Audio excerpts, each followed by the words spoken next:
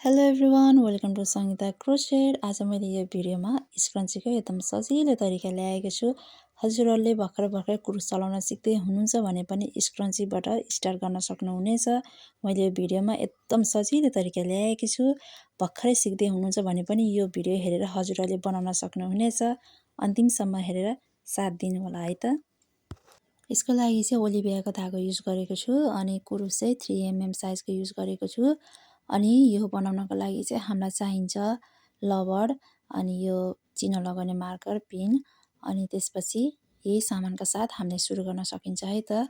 सुरु गर्नको लागि चाहिँ पहिला स्लिप नटबाट स्टार्ट गर्न पर्छ। स्लिप नट बनाउनको लागि यसरी बनाउने है।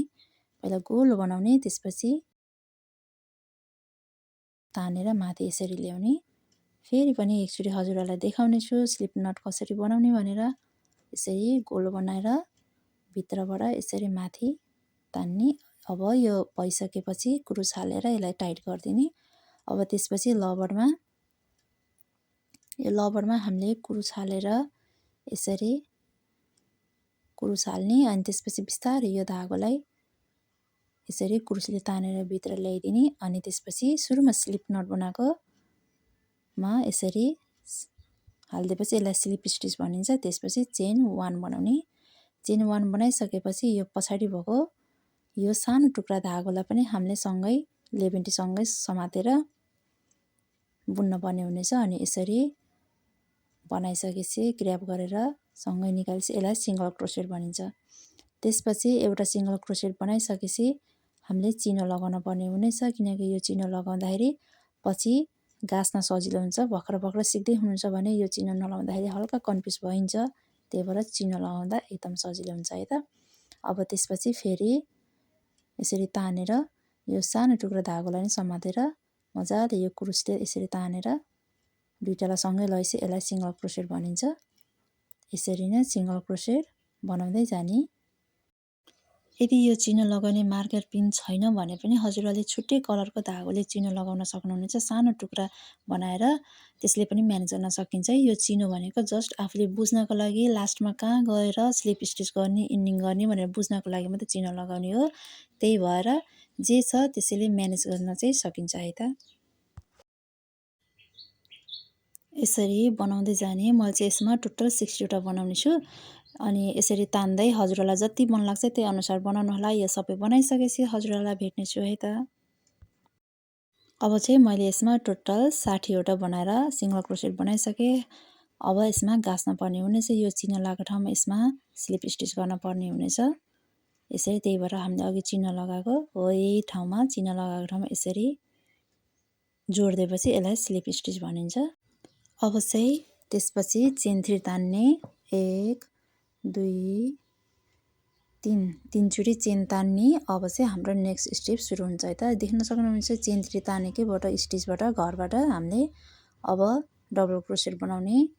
सुरुमा धागो बेर्ने कुरुसमा, त्यसपछि त्यही घरमा लगाएर यसरी सर गरेर पहिला दुईटा ग्र्याब गर्ने, त्यसपछि फेरि दुईटा तान्ने। यसलाई डबल क्रोसेट भनिन्छ। यो सुरुकोलाई एउटा मानियो चेन 3 लाई अनि यसलाई दुईटा मानियो। अब चाहिँ फेरि त्यही स्टिचमा लगाएर फेरि एकचोटि डबल क्रोसेट बनाउने। यसरी डबल क्रोसेट बनाउने। यो बनाइसकेपछि अब हाम्रो 3टा भयो। यो सुरुकोलाई पनि माने 2 3 1 2 3 भइसक्यो। अब त्यसपछि हाम्रो नेक्स्ट स्टेपमा जाने। नेक्स्ट स्टिचमा गइसकेपछि त्यसमा पनि अब 3 चोटि डबल क्रोसेट बनाउने। एउटै स्टिचमा 3 चोटि डबल क्रोसेट बनाउने। एकचोटि डबल क्रोसेट भयो।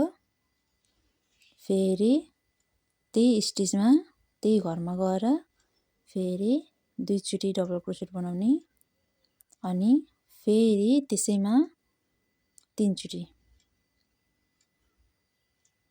यसरी डबल क्रोसेट बनाउने। यसरी बनाइसकेपछि अब चाहिँ फेरि अर्को स्टिचमा फेरि 3 चोटि डबल क्रोसेट बनाउने, अघि जसरी नै बनाउने। यसरी सरासर गएर एकचोटि डबल क्रोसेट बनायो। फेरि त्यही स्टिचमा 2 चोटि डबल क्रोसेट बनाउने अनि फेरि त्यही स्टिचमा फेरि त्यसैमा 3 चोटि डबल क्रोसेट बनाउने। यो भयो हाम्रो 3 चोटि। अनि फेरि अर्को स्टिचमा जाने, फेरि अब अर्को स्टिचमा पनि त्यसरी नै अघिको जसरी नै सेम 3 चोटी डबल क्रोसेट एउटै स्टिचमा बनाउँदै जाने। एउटा एउटा घरमा 3 चोटी डबल क्रोसेट बनाउने। यसरी नै सरासर डबल क्रोसेट बनाउँदै जाने हो।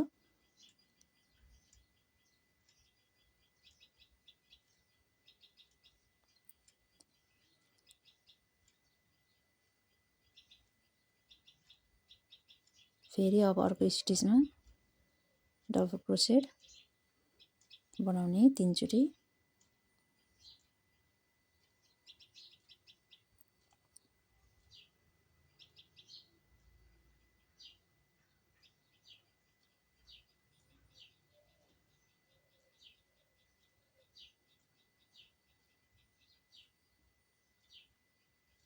अब यो बनाइसके मैले। अब बनाइसकेपछि यो सबै राउन्डमा त्यसरी नै सिंगल क्रोसेट बनाउँदै जाने, सरी डबल क्रोसेट बनाउँदै जाने। अनि सुरुको यो उसमा चाहिँ चिनो लगाउन पर्ने हुनेछ।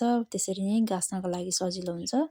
कसरी चिनो लगाउने भनेर यो 1 2 3 चेनमा गएर यसरी चिनो लगाइदिने। अनि त्यसपछि यो सबै सरासर बनाइसकेपछि हजुरहरूलाई देखाउने छु है त। अवश्य मैले यो राउन्ड पनि बनाएर सकिसकेँ। अब यस्तो देखिएको छ यो चाहिँ। अब स्लिप स्टिच गर्ने, त्यो चिनो लगाएको ठाउँमा यो पिन निकालेर अब यसमा स्लिप स्टिच गराउने यसरी।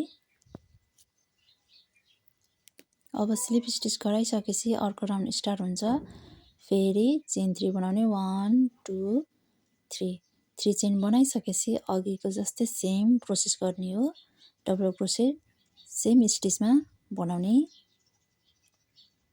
यसरी एकचोटी डबल क्रोसेट।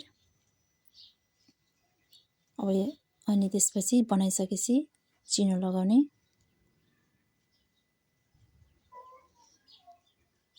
हामीले यो सुरुको 3टा चेन तानेकोलाई एउटा डबल क्रोसेट मान्ने अनि अर्कोलाई 2टा डबल क्रोसेट। अब फेरि एकचोटी डबल क्रोसेट बनाउने यसरी 3टा भयो।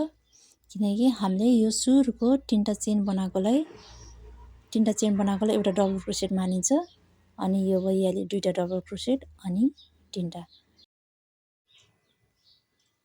अब चाहिँ नेक्स्ट स्टिचमा फेरि अघिको जसरी नै 3 चोटी डबल क्रोसेट बनाउने। अब त्यही हो, सेम छ सबै स्टिचमा 3 चोटी डबल क्रोसेट बनाउँदै जाने। यसरी भयो। अब फेरि एकचोटी बनाएँ, अब 3 चोटी भयो। अब चाहिँ नेक्स्ट स्टिचमा फेरि गएर 3 चोटी डबल क्रोसेट बनाउने। एकचोटी भयो, 2 चोटी अनि 3 चोटी। यसरी नै बनाउँदै जाने हो। हामीले सुरुकोमा चाहिँ जम्मा 2 चोटी मात्र डबल क्रोसेट बनाउन पर्छ। किनकि सुरुमा हामीले 3 चेन तानेको हुन्छ, त्यसलाई पनि डबल क्रोसेट मानिन्छ। त्यसलाई एउटा डबल क्रोसेट मानेपछि 2 चोटी डबल क्रोसेट बनाउने अनि 3 चोटी हुन्छ। अनि त्यसपछिको नेक्स्ट स्टिचहरूमा चाहिँ ती 3 चोटी बनाउँदै जाने। अब यसरी नै सबैको बनाउँदै जाने हो। यसरी सबै बनाइसकेपछि देखाउने छु। यो राउन्ड पनि मैले बनाएर कम्प्लिट गरिसकेँ। यस्तो देखिएको छ। यतिको साइजको आएको छ यो। अब यसलाई स्लिप स्टिच गरिदिनु। फेरि त्यो चिनो लगाएको ठाउँमा स्लिप स्टिच गरिदिने।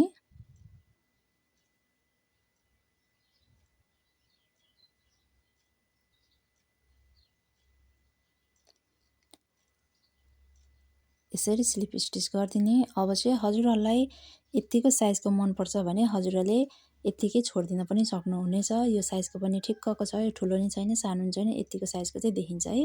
यदि हजुरहरूलाई यतिको मनपर्छ भने यतिकै इन्डिङ गर्न सक्नुहुनेछ। तर मैले चाहिँ यहाँ फेरि एकचोटी एक राउन्ड गराउने छु है त।